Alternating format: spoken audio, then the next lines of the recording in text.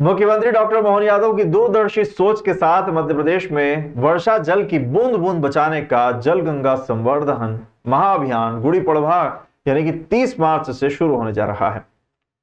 जल बिन सब सुन, ये गुरुवाणी है जो सबका जीवन दे, और जो वो जल है वो जल ही जीवन है। इससे हम आज सुरक्षित है, इसी से हमारा कल भी सुरक्षित है। जल बचाना हम सबकी जिम्मेदारी है। जल संरक्षण के लिए सिर्फ सरकार ही नहीं, समाज को भी आगे आना होगा। इसी मंशा से मध्य प्रदेश सरकार जल गंगा संवर्धन महाअभियान प्रारंभ करने जा रही है। मुख्यमंत्री डॉक्टर मोहन यादव द्वारा बाबा महाकाल की नगरी उज्जैन स्थित क्षिप्रा तट पर वरुण यानी कि जल देवता का पूजन और जलाभिषेक के साथ जल गंगा संवर्धन अभियान का विधिवत शुभारंभ करेंगे।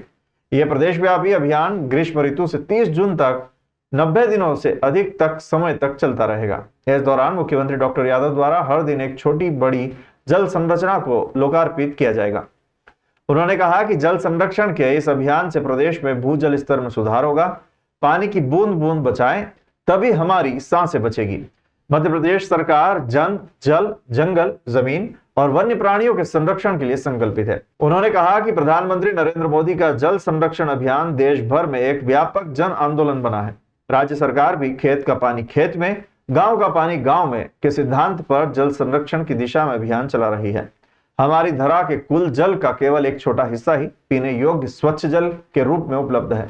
पृथ्वी के कुल जल का लगभग 97% महासागरों में खारा जल है जो पीने योग्य नहीं है। शेष 3% मीठा जल है, लेकिन इसमें से भी अधिकांश हिमखंडों और बर्फ की चोटियों में जमा है।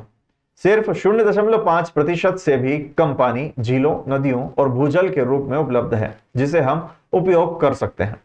पृथ्वी पर स्वच्छ और पीने योग्य पानी की मात्रा बहुत ही सीमित है और इसे संरक्षित करना बेहद जरूरी है। इसलिए मध्य प्रदेश सरकार ने जल बचाने के लिए कदम बढ़ाए हैं।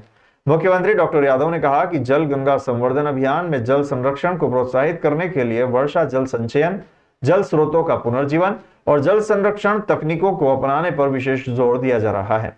प्रदेश सरकार का अभियान जल संरक्षण के प्रति जागरूकता बढ़ाने में महत्वपूर्ण भूमिका निभाएगा।